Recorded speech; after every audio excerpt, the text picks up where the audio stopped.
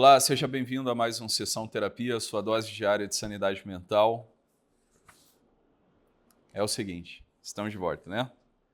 Ah, Quem ainda não está inscrito na lista de espera do IBPC Academy,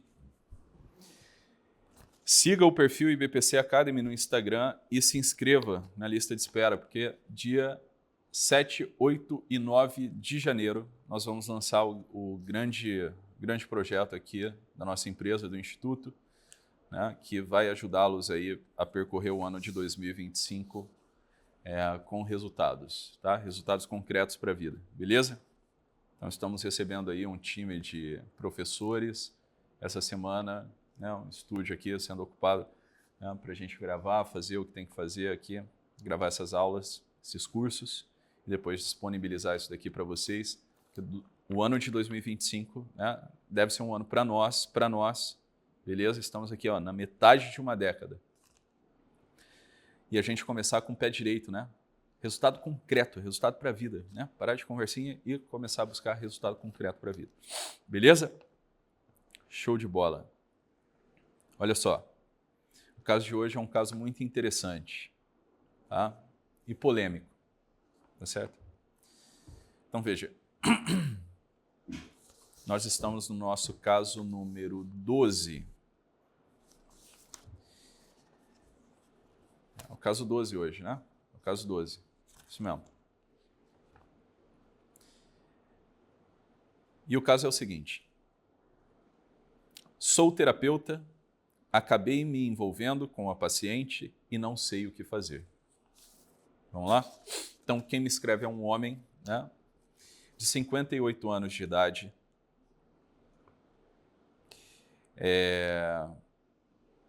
de 1,80 m de altura, escolaridade, formado em psicologia, profissão, né, psicoterapeuta, estado civil, casado, a religião ele coloca aqui, né, que é cristão, mora com a esposa e uma filha pequena. Faz algum tratamento de saúde? Não, não faz nenhum tratamento de saúde e também não toma nenhum medicamento. Beleza? Vamos ver o que ele escreve sobre a infância. Resume em 5 linhas a sua infância. E ele diz o seguinte para nós.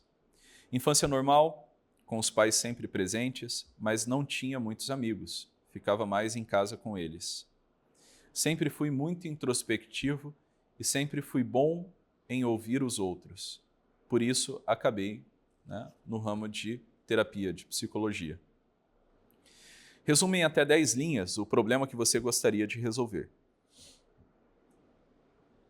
E aí ele me relata o seguinte. Escuto mais do que falo e acredito que o paciente deve descobrir o que sente através das próprias respostas. Então ele, né, costuma a indagar o paciente, muito provavelmente é um terapeuta de linha psicanalista, né? E ele dá alguns exemplos. O que você acha sobre isso? Ou como isso faz você se sentir? E com isso tento me blindar e criar uma distância entre paciente e terapeuta, vida profissional e vida pessoal. Mas não é sempre que isso acontece. Um dia, uma paciente minha disse que me amava. Não só uma vez, mas em várias sessões. Tentei explicar para ela que pode ser por eu estar ajudando ela durante todo o processo terapêutico e ela ter confundido, né, com amor algo que apenas é um sentimento de gratidão pelo trabalho que estamos realizando. Mas chegou a um ponto que nem mesmo eu acredito mais nessa história que eu contei para ela. Isso afetou completamente o meu casamento com a minha esposa, porque acabei me envolvendo com a paciente no final de uma sessão. O que eu faço? Muito bem. Vamos lá. Meu caro amigo terapeuta que me escreve. O negócio é o seguinte, né? Muito bem, que bom que você... Primeira coisa, né, cara? Que bom que você decidiu, né, me escrever esse caso, né? Muito provavelmente tu deve me acompanhar nas redes sociais, por aqui pelo YouTube, e confiou aqui em mim para me mandar o teu caso, né? Colocando aqui todos os seus dados, e-mail, etc., né? Sem esconder nada. Então, muito obrigado, cara, por abrir o teu coração aqui com esse drama que tu tá vivendo. Se tu me escreve isso, tá?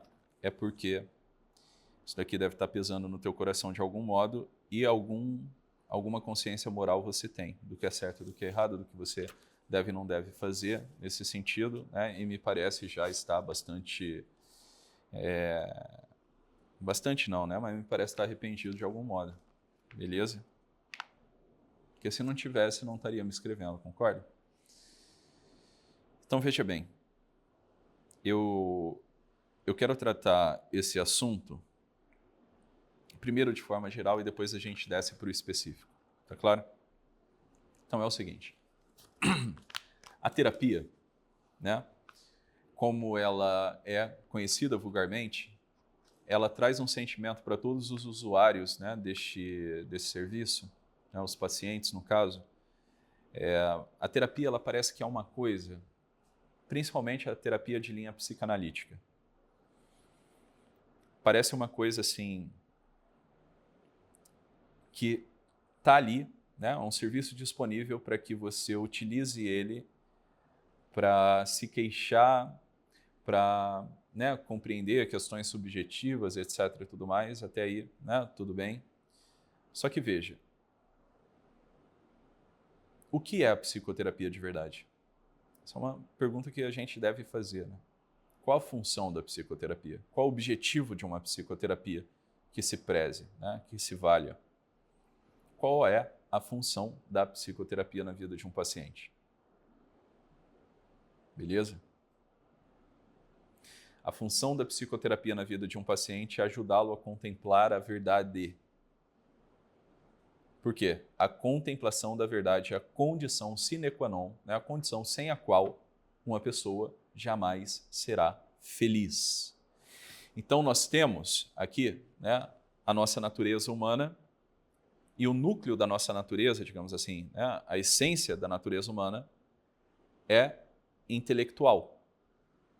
Então, nós somos o animal que é capaz de conhecer as coisas. E não apenas as coisas, mas conhecer a verdade, conhecer a realidade. Todas as vezes que um terapeuta, um psicólogo, um psiquiatra perde isso de vista, ou seja, né, ele não teve ali na formação dele uma disciplina chamada de antropologia filosófica, quando ele não investigou, né, nada, não tem contato, nunca teve contato com nenhum autor, né, de antropologia filosófica, quando ele não sabe aquilo que é a natureza humana, do que o homem é feito, beleza? Quando ele não tem, e na graduação de psicologia, na residência de psiquiatria, tá? E em muitos cursos de especialização de psicologia e também de psiquiatria, né, não existe aqui essa disciplina na grade chamada metafísica. Não existe uma disciplina na grade chamada simbólica aplicada à psicoterapia.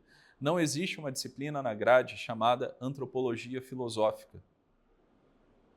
Ou seja, o que nós recebemos na faculdade de psicologia, tá, é uma cartilha, né, ali com alguns autores,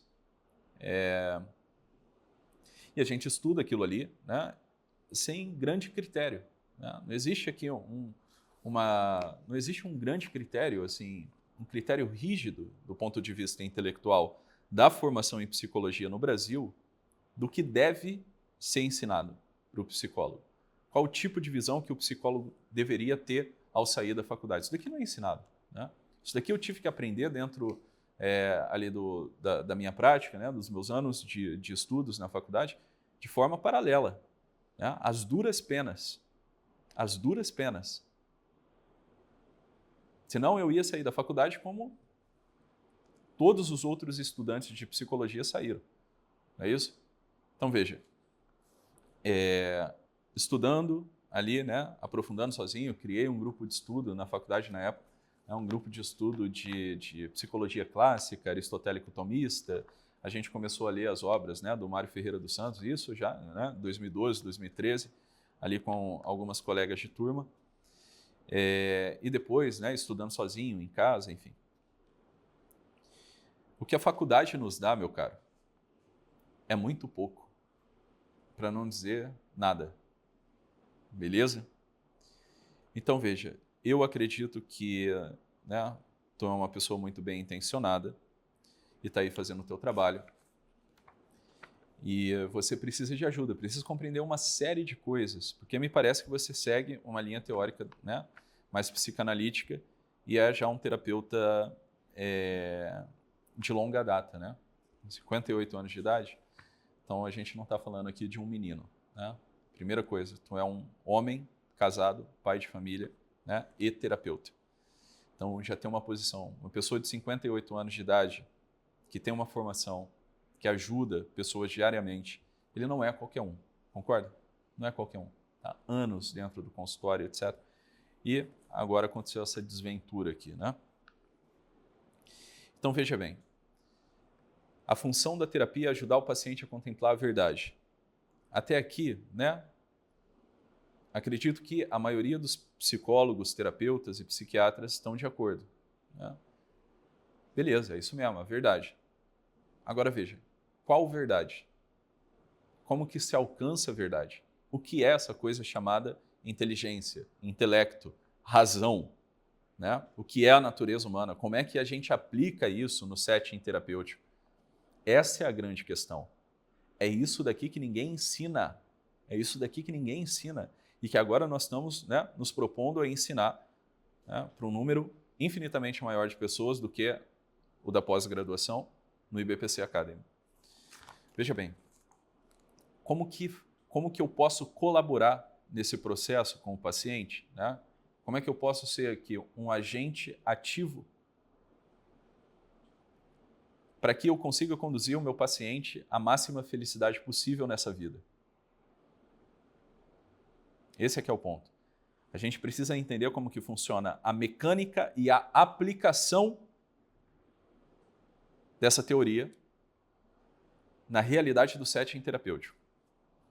E é isso que me parece que tu tem uma dificuldade. Então, se a tua visão de mundo, se a tua cosmovisão, ela tem por parâmetro, né, uma visão psicanalítica, freudiana, junguiana, reichiana, se você tem uma visão de mundo, né, que é influenciada ali, né, o Nietzsche influenciou fortemente a psicanálise, né, a criação da psicanálise.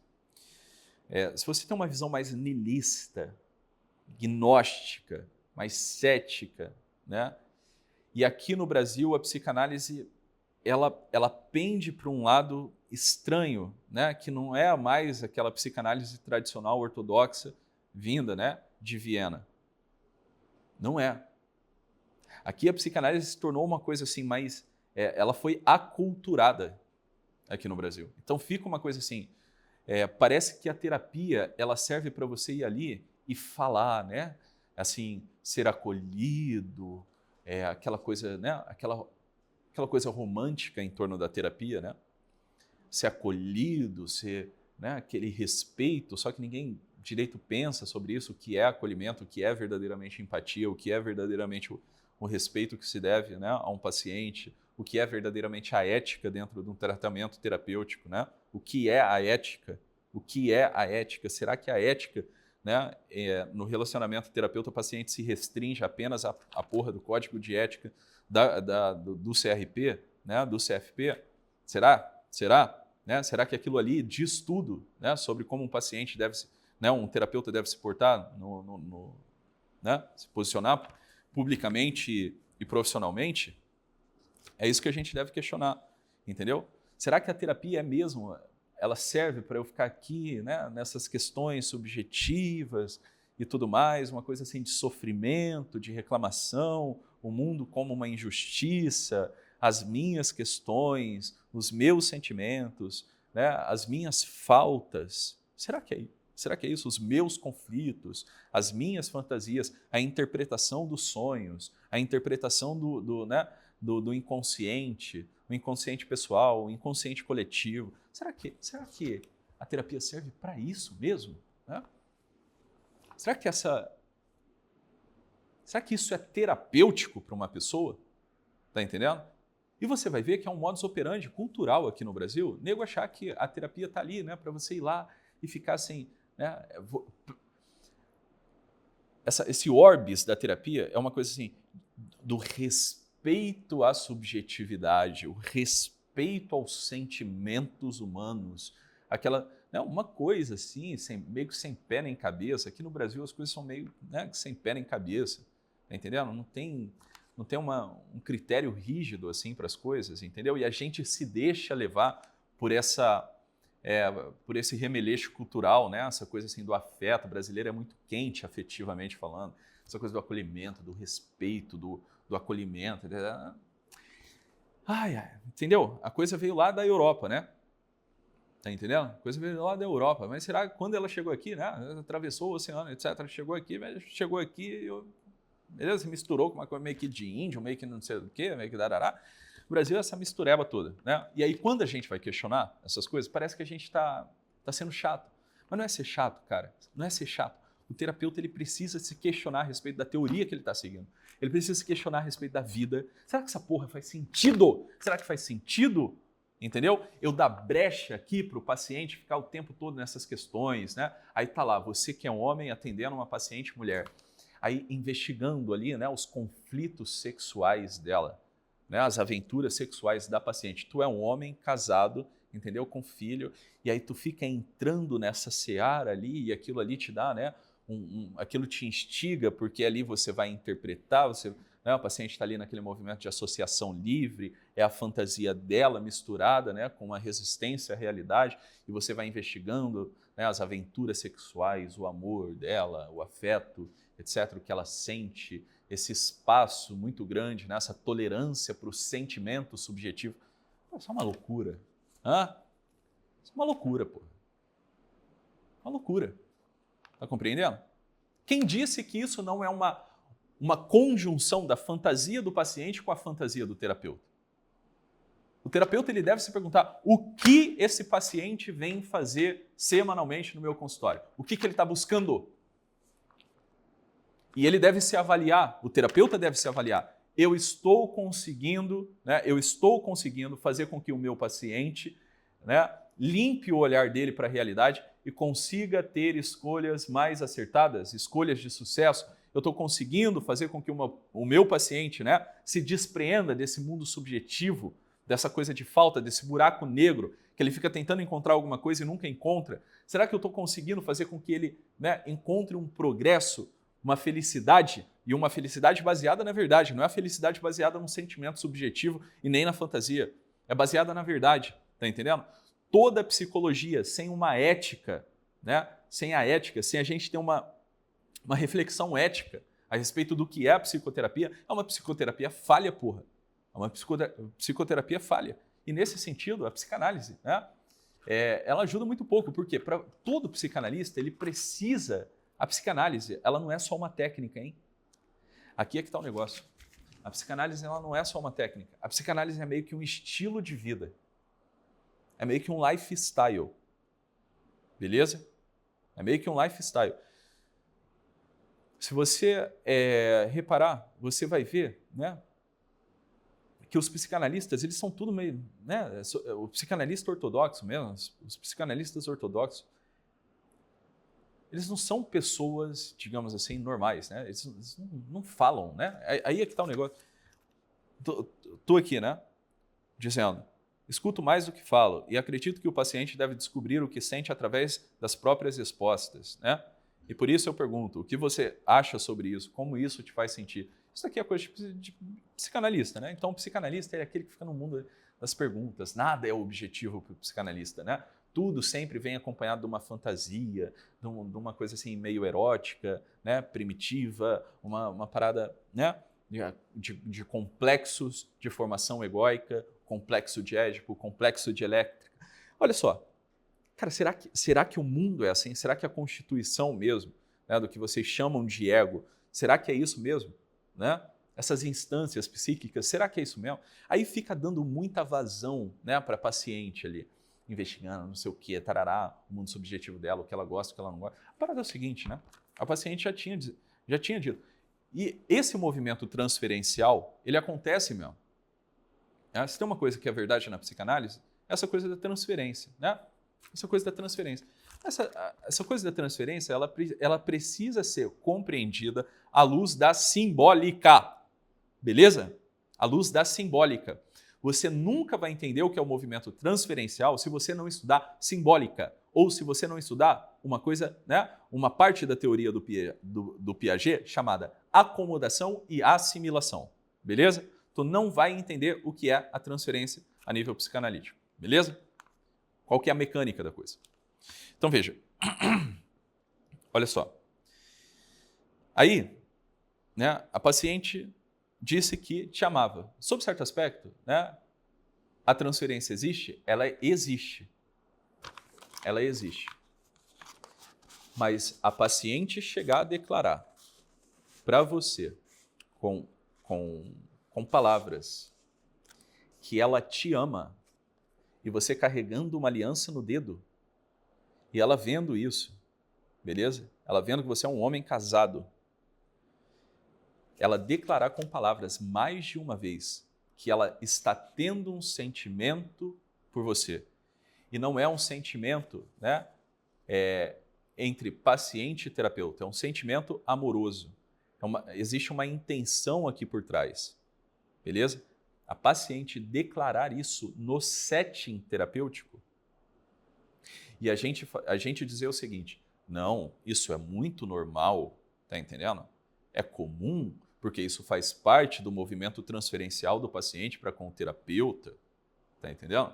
O paciente, aqui no consultório, né, não existe castração, né, nós somos aqui da turma da associação livre, o paciente precisa falar, porque é falando que ele elabora. Olha só, será que é isso mesmo?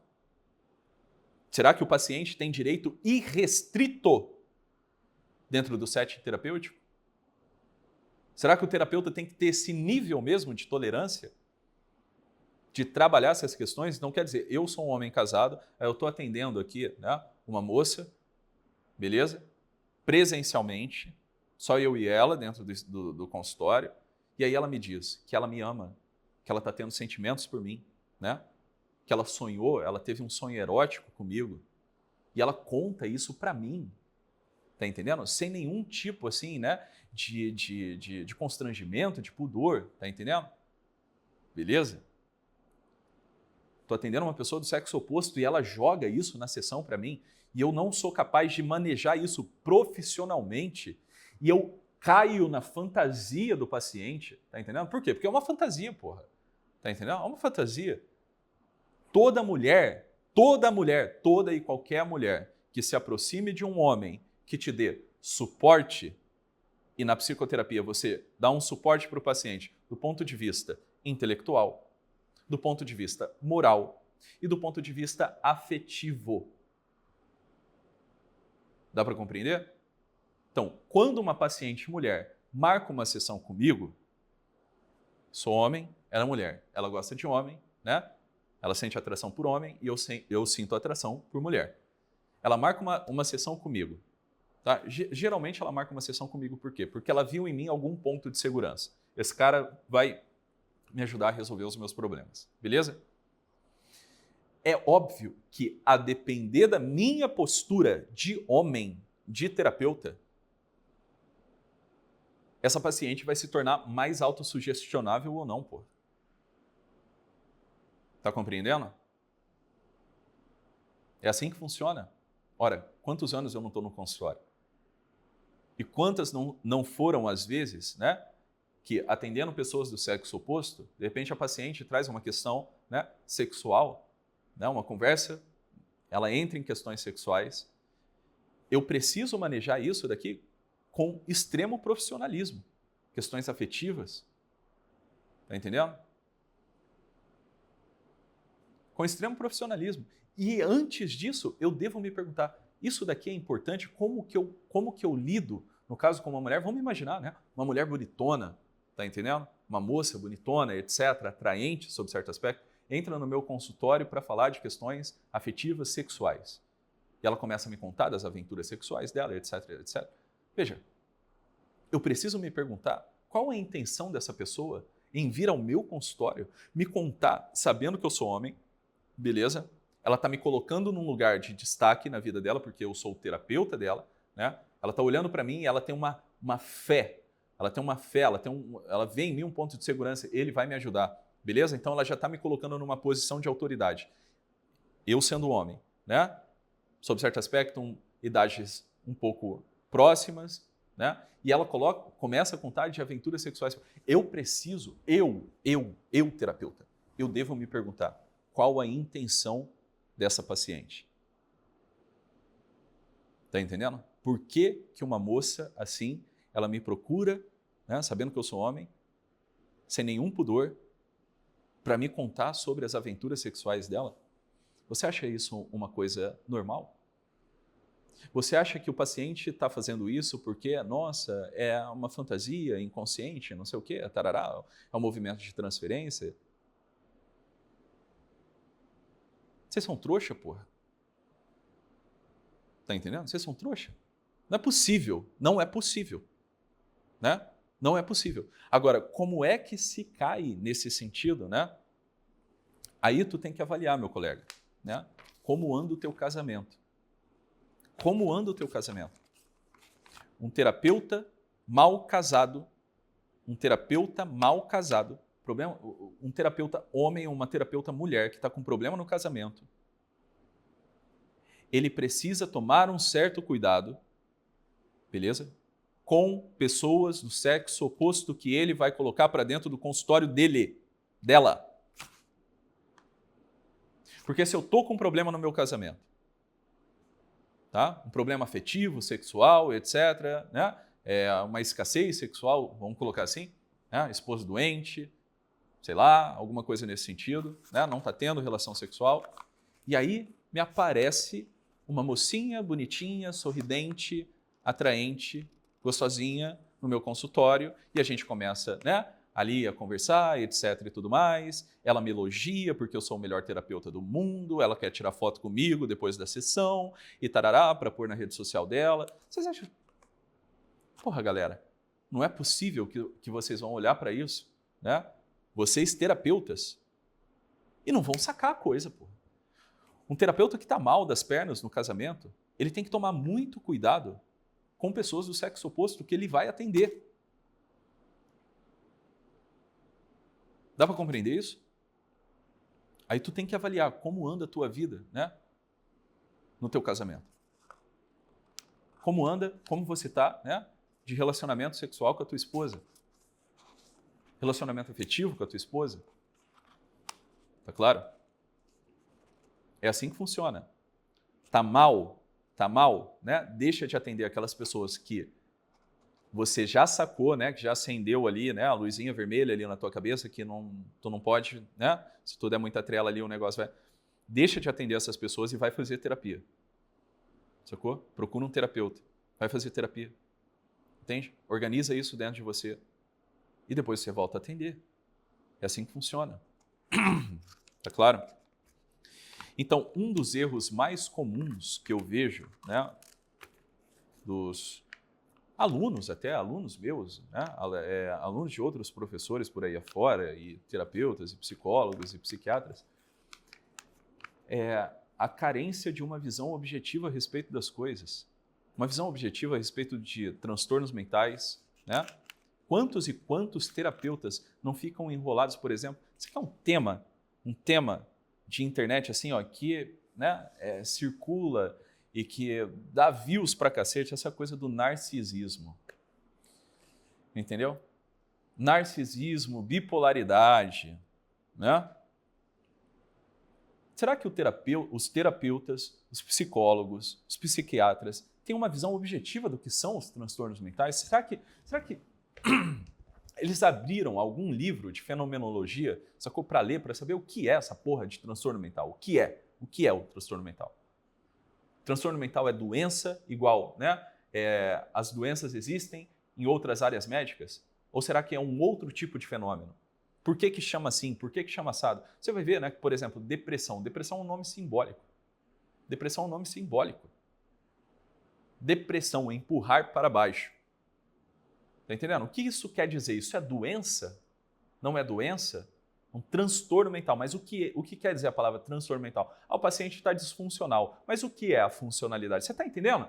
É necessário que o terapeuta ele pense a respeito das coisas. É necessário que o terapeuta tenha a cabeça de um filósofo. Porra. Se ele quiser ajudar alguém. A cabeça de um filósofo e a retidão de um monge. Ponto. É isso que o terapeuta deveria ter. Cabeça de filósofo e retidão moral, né? Na envergadura de um monge. Então, o que eu vou te pedir? Né? Vou te pedir para tu se afastar dessa paciente tua. Né? Óbvio, não é isso?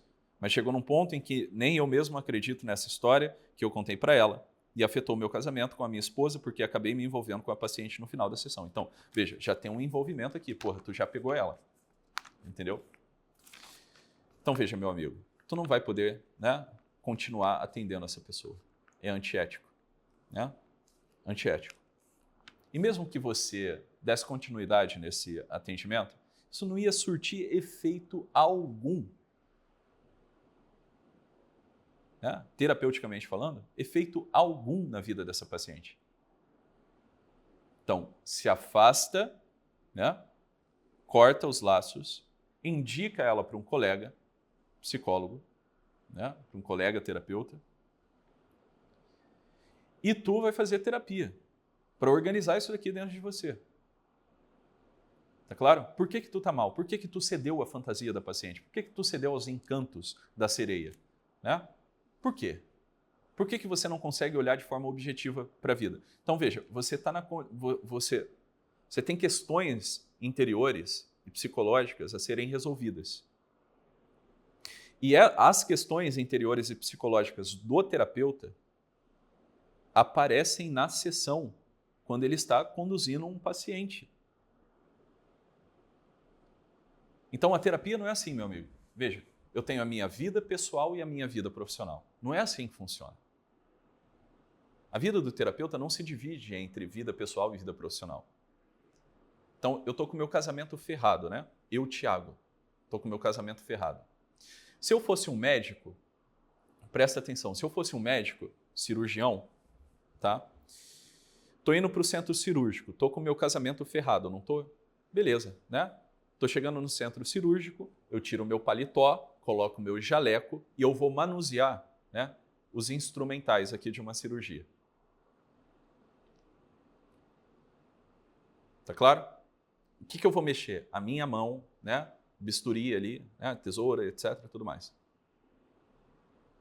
Se eu sou terapeuta, se eu sou psicólogo, se eu sou psiquiatra, tá? E eu entro no meu consultório para atender, não tem como